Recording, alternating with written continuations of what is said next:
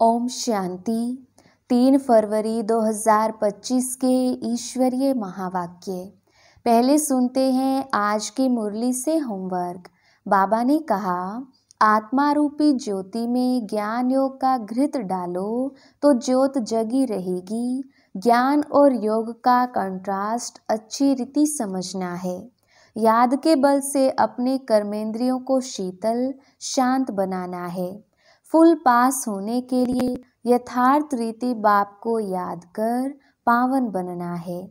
उठते बैठते बुद्धि में रहे कि अभी हम यह पुराना शरीर छोड़ वापस घर जाएंगे। जैसे बाप में सब ज्ञान है, ऐसे मास्टर ज्ञान सागर बनना है। और अब सुनते हैं महावाक्यों को विस्तार से। मुरली का सार।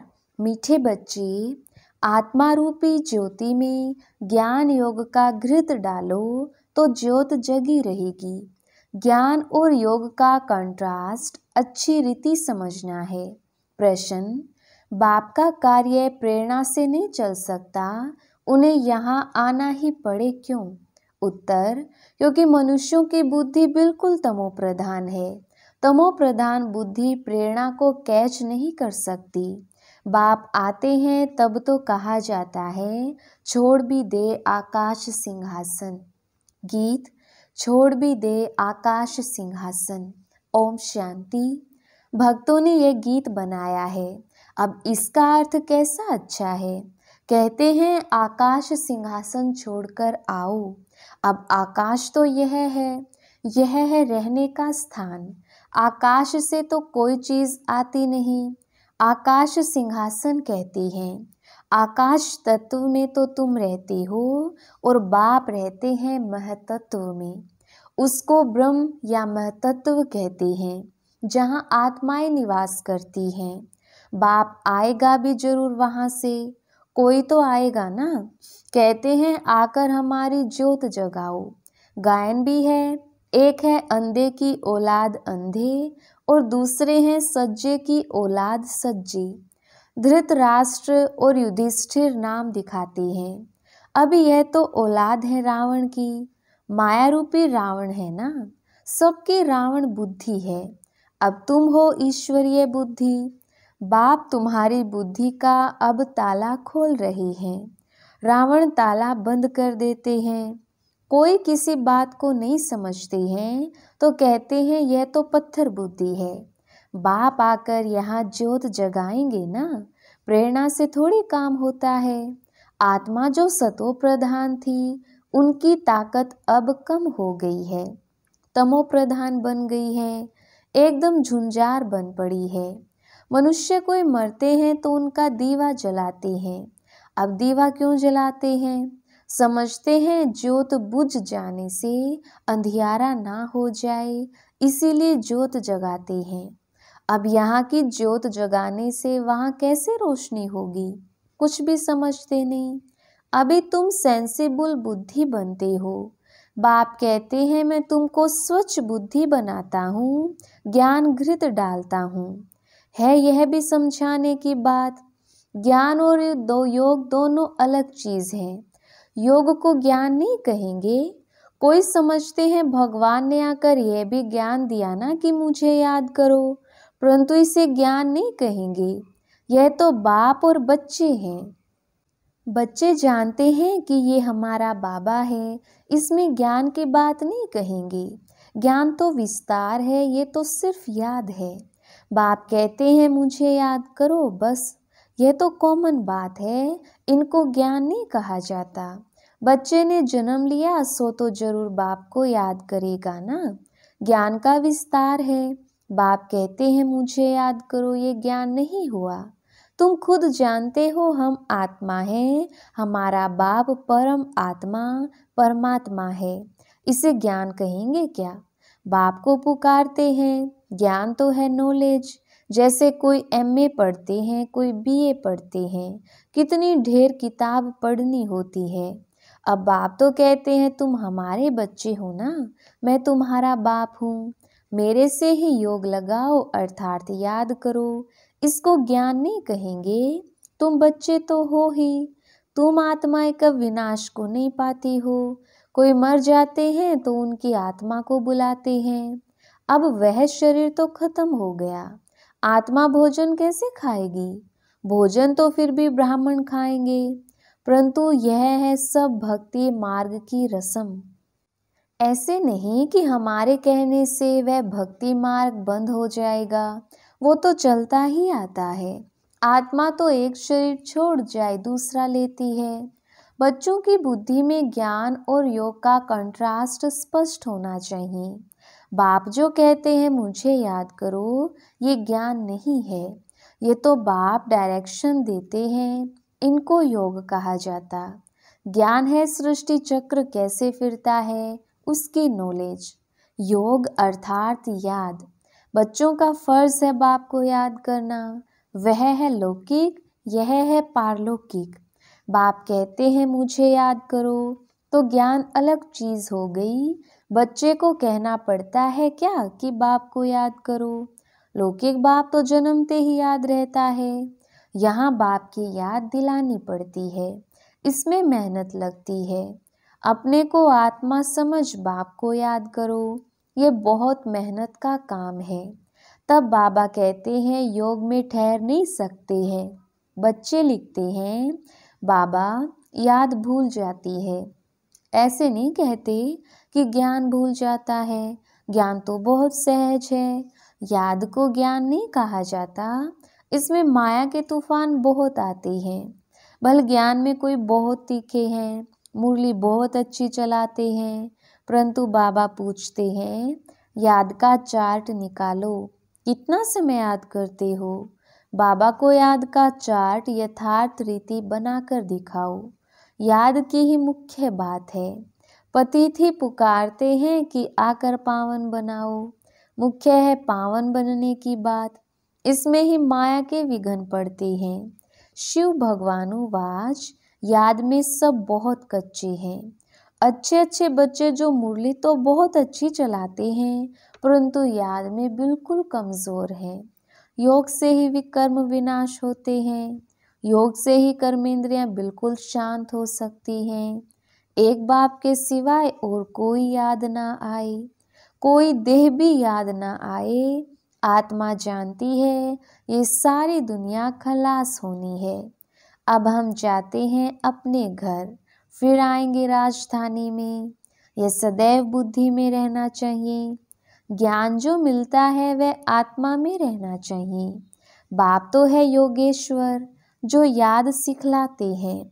वास्तव में ईश्वर को योगेश्वर नहीं कहेंगे, तुम योगेश्वर हो।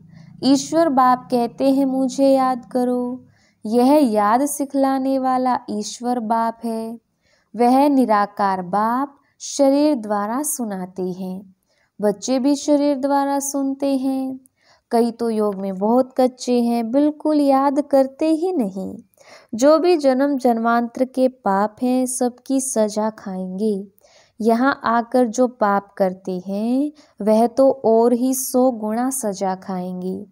ज्ञान की तिक तिक तो बहुत करते हैं, योग बिल्कुल ही नहीं है, जिस कारण पाप भस्म नहीं होते, कच्चे ही रह जाते हैं।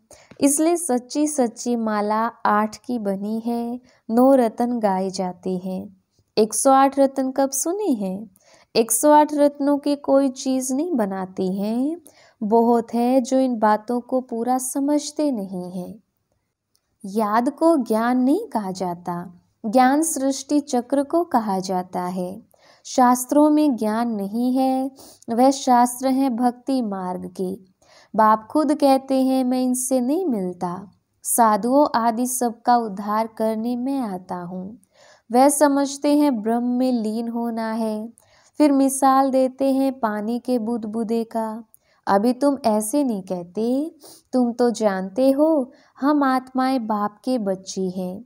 मामेकम याद करो, यह अक्षर भी कहते हैं, परंतु अर्थ नहीं समझते।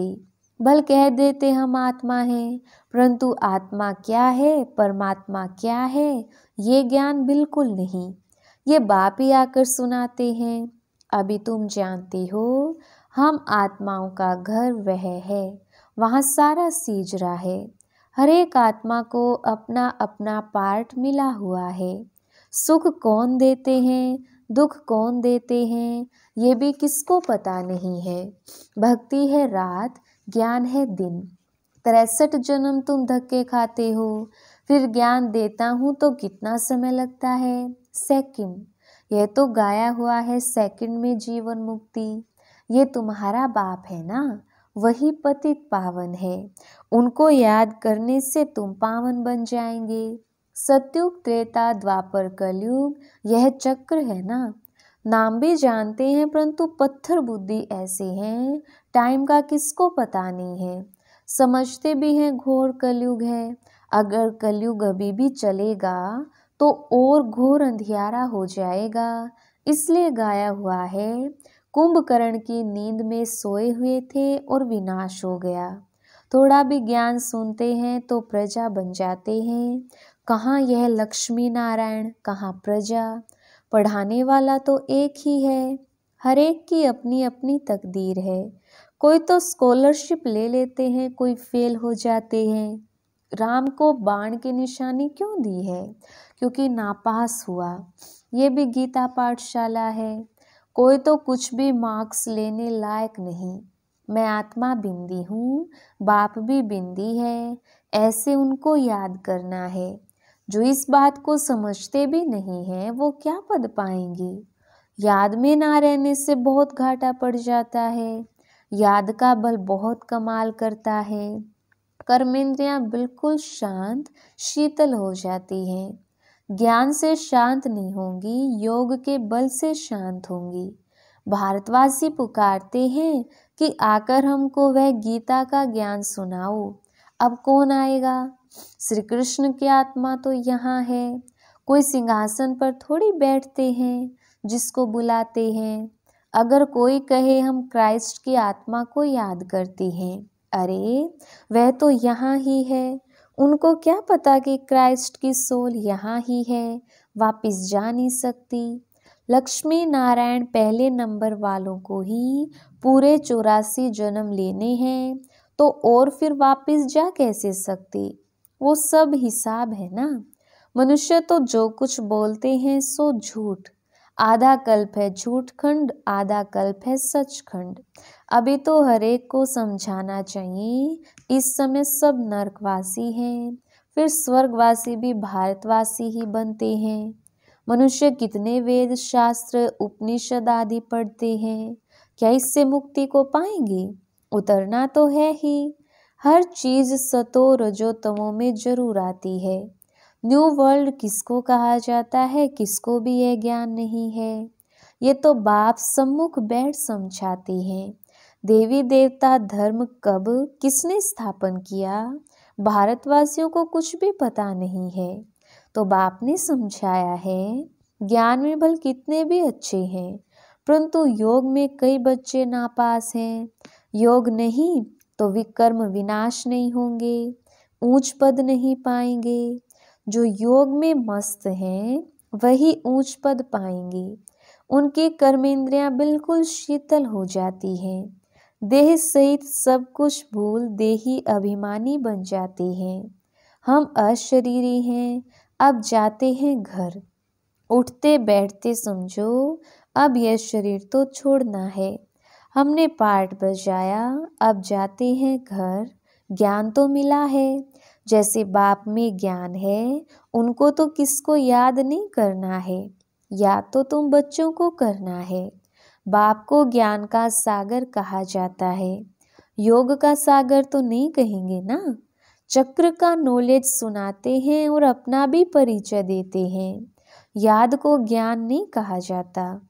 याद तो बच्चे आपे ही आ जाती है।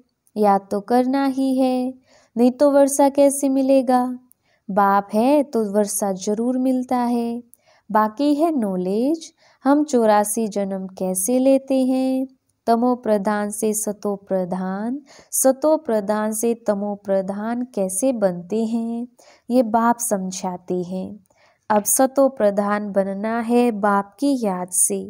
तुम रूहानी बच्चे रूहानी बाप के पास आए हो, उनको शरीर का आधार तो चाहिए ना। कहते हैं मैं बूढ़े तन में प्रवेश करता हूँ, है भी वानप्रस्थ अवस्था। अब बाप आते हैं तो सारे सृष्टि का कल्याण होता है। यह है भाग्यशाली रथ, इनसे कितनी सर्विस होती है। तो इस शरीर का भान छोड़ने के लिए याद चाहिए। इसमें ज्ञान की बात नहीं, जास्ती याद सिखलानी है। ज्ञान तो सहज है, छोटा बच्चा भी सुना दे, बाकी याद में ही मेहनत है। एक की याद रहे, इसको कहा जाता है अव्यभिचारी याद। किसके शरीर को याद करना, वह है व्यभिचारी याद। याद से सबको भूल अशरीरी बनना है। अच्छा, मीठे मीठे सिकिलदे बच्चों प्रति माता पिता बाप दादा का याद प्यार और गुड मॉर्निंग। रूहानी बाप की रूहानी बच्चों को नमस्ते।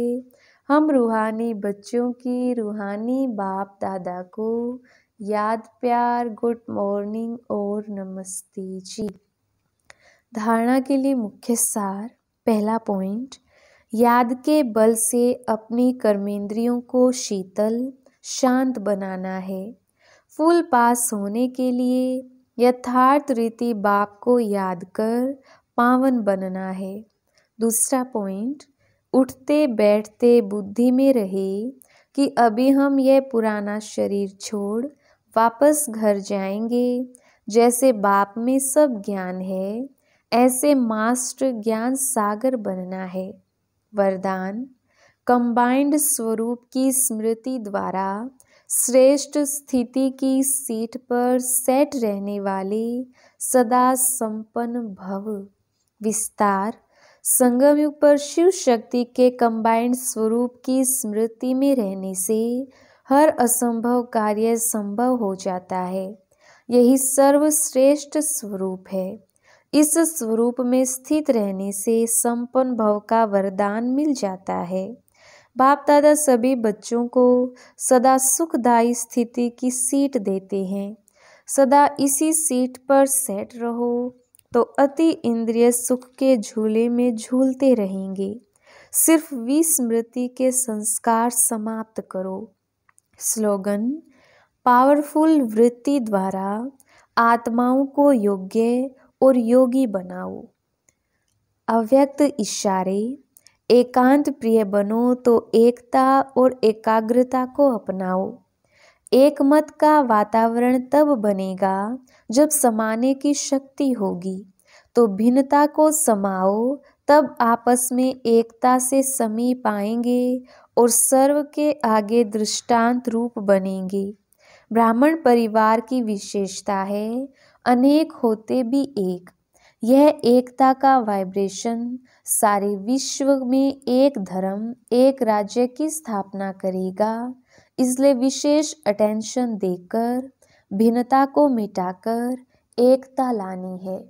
अच्छा, ओम शांति।